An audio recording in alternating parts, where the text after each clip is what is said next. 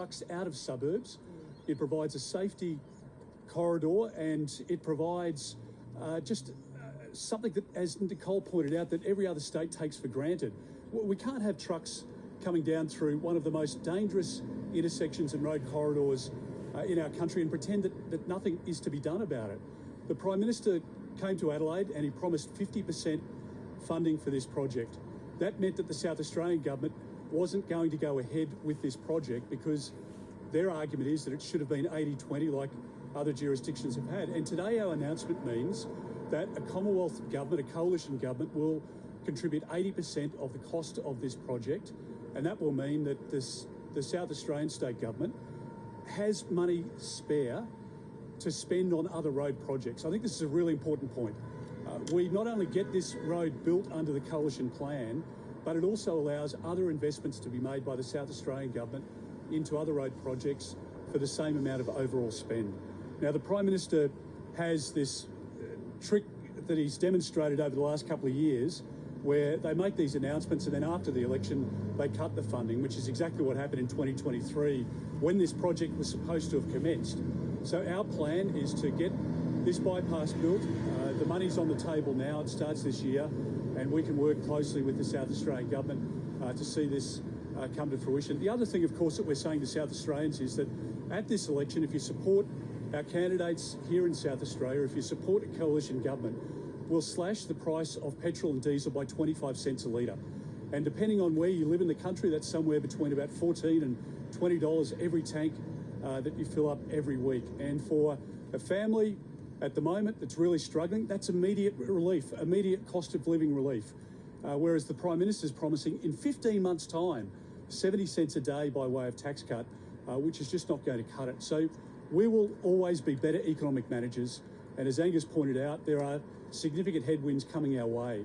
The talk of a recession in the United States or a global recession is something that a Labor Greens government just can't manage.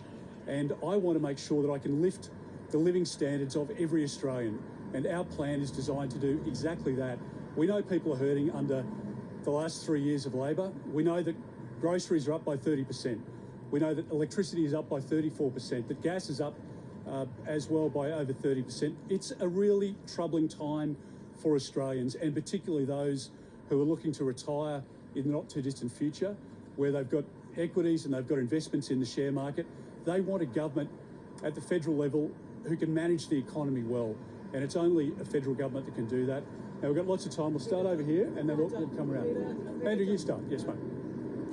On work from home, as backflips go, this one's with a double pike. How bad was the polling, especially among women? Well, Andrew, the objective for us is to make sure that we can win the next election so that we can manage the economy well, that we can support families get through what's been a really difficult period. People can't afford 3 more years of Labor, and what we have said clearly is that where we're collecting taxpayers' money from people who are working harder than ever, you look around South Australia, people who are working second and third jobs just to pay the mortgage because it's gone up by, on 12 occasions under this government. They need to be reassured that the taxes they're paying is being spent effectively, and that in part was the point that we're making. But I've apologised for the decision that we took in relation to work from home. It only applied to Canberra.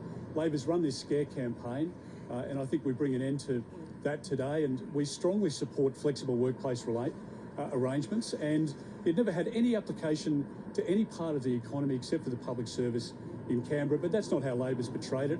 I think you're seeing a lot of scare campaign from Labor in this election campaign because they don't have a good story, a positive story to talk about.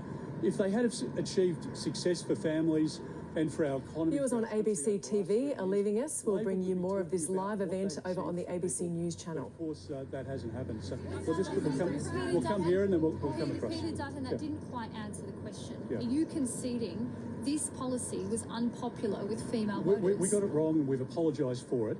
We support flexible workplace arrangements, and our plan, which was only ever targeted for the public service in Canberra, Labor's been able to create into a scare campaign, which is not what it was intended. And as I've said before, we will make sure that we can help families, and that's exactly what our positive plan of getting our country back on track is about.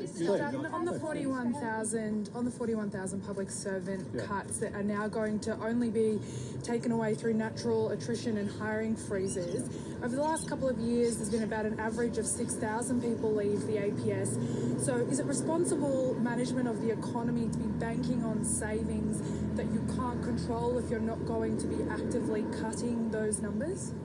I would just point out that our country is going to $1.2 trillion worth of debt. We may have a global recession.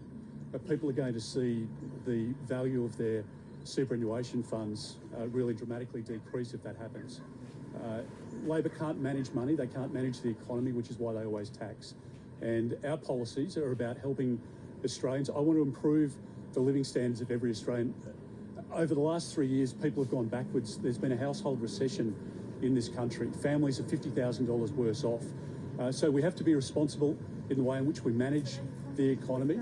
People will quit We've worked with the Parliamentary Budget Office to achieve that profiling, and that's the work that we've done with the PBO, and we'll have more to say about that obviously when we release all that detail. I'll come to you in a second. Mr. Dutton, what's your message to South Australian voters, particularly in Boothby and Sturt, who are watching their retirement savings be wiped away today, who are worried about you becoming Donald Trump light and implementing Mr. Trump's agenda? I'll just say to South Australians, have a look at our track record in government. I was Assistant Treasurer in the Howard government, and I worked very closely with the leaders in our Expenditure Review Committee since then. So I've had experience in putting together budgets and cleaning up Labor's mess. Our economy has gone backwards under Labor.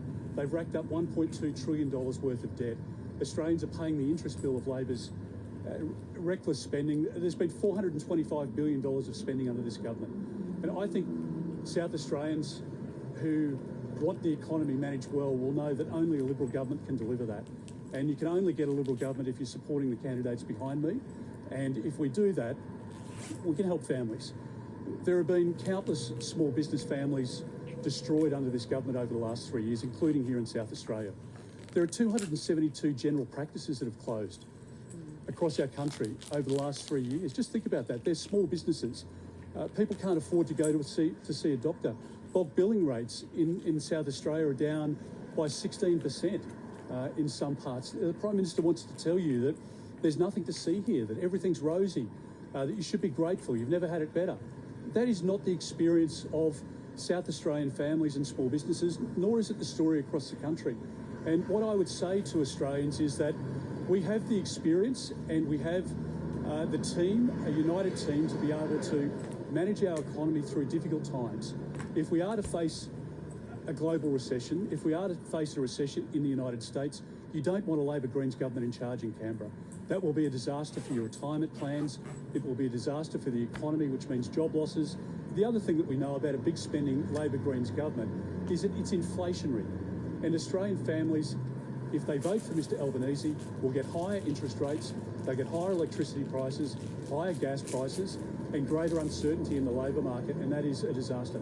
Mr. Dutton, what does this mean for your Doge-like efficiency portfolio and the role of Jacinta Price? Do you maintain that, and is it popular to stick with Donald Trump-like politics? Well, the policy that we've adopted is based on John Howard's formula in government. So to try and find waste, as people are doing in their own budgets at the moment, is not controversial. So is Mr Albanese saying to the Australian public, you've paid your taxes and we know that we're wasting money in some areas of government expenditure and that's okay? I mean, if he's saying that, it's reckless, because I want to get money into frontline services. I want to make sure that we can train the GPs so that we've got a replacement for an ageing workforce. I want to be a Prime Minister to restore the dream of home ownership, and we're cutting migration by 25% because we want young Australians to get into housing. I don't want Australians to be locked out of housing, which is what's happened under this Labor government. I want to make sure that we can deliver a first-class health system, and we can only do that if we manage the economy well and we can afford to pay for those services. Labor can promise to fund everything, and Labor will always spend more money than any other party except for the Greens. And together they would be a disaster for the economy. And I want to make sure that we can get our country back on track, which we can do through good economic management and helping Australians lift their standard of living. Seven Spotlight has highlighted nickel production coming out of Indonesia as having, frankly, deadly working conditions, terrible environmental effects as well.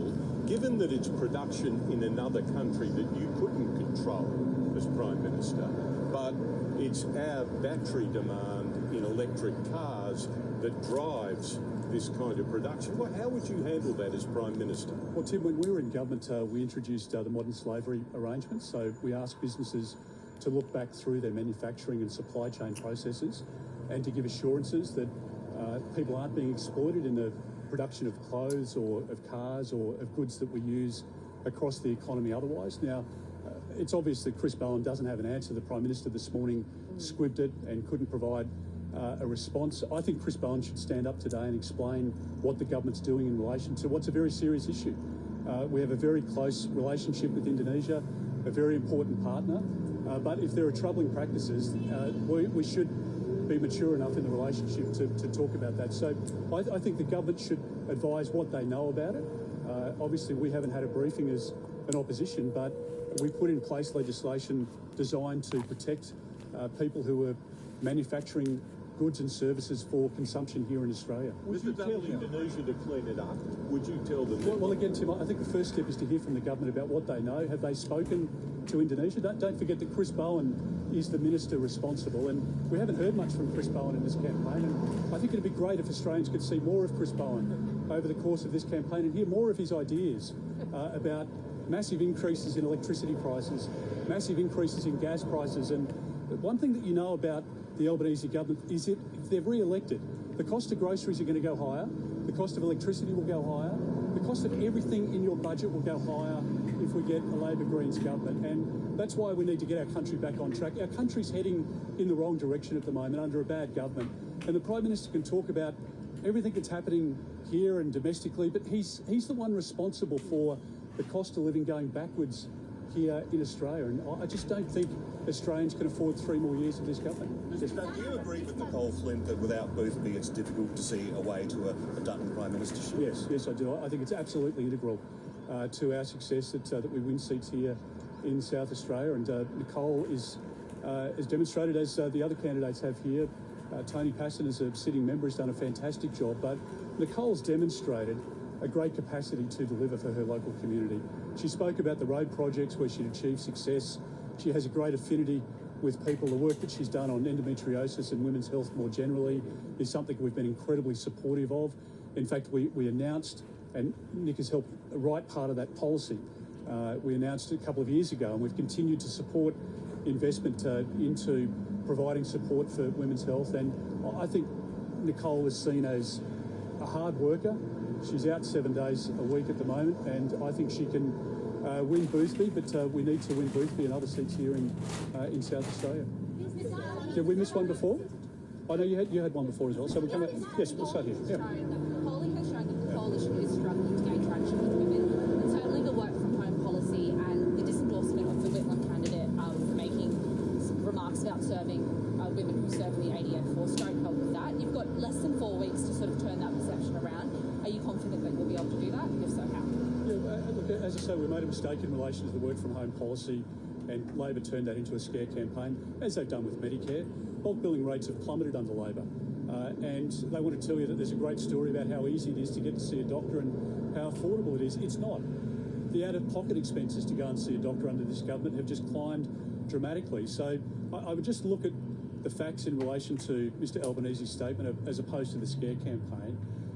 The other point that I'd make is that we've got a lot of time to go between now and the election, and I think this election is about the choice that Australians have to make about whether we want to bring prices down in the economy and whether we can help families, which is the Coalition's offering. We're going to bring down the cost of electricity and gas. We're going to bring down the cost of fuel. We're going to make sure that we can allow families to enjoy their lives again. We're going to get young Australians back into housing. Mr Albanese's policy at this election is to promise you an increase in electricity prices, a further increase in the cost of gas, a further increase in the cost of cars. Do you know, Labor hasn't spoken much about this, but I think a really important point to focus on. if you're a young tradie, or if you're a tradie who's out in the market at the moment for a Ford Ranger, believe it or not, but under Chris Bowen's renewables only plan, that Ford Ranger is going up by $14,400 under a re-elected Labor government. Now, I just don't think that families can afford to pay 25 cents more for petrol under Labor and $14,000 more for a ute under Labor for one of the most popular cars in the Australian market, the Toyota RAV4 Hybrid. It goes up by $9,000 by 2029 under Labor. The Prime Minister is not speaking anything about that, and that's the reality. Yeah. So we've got.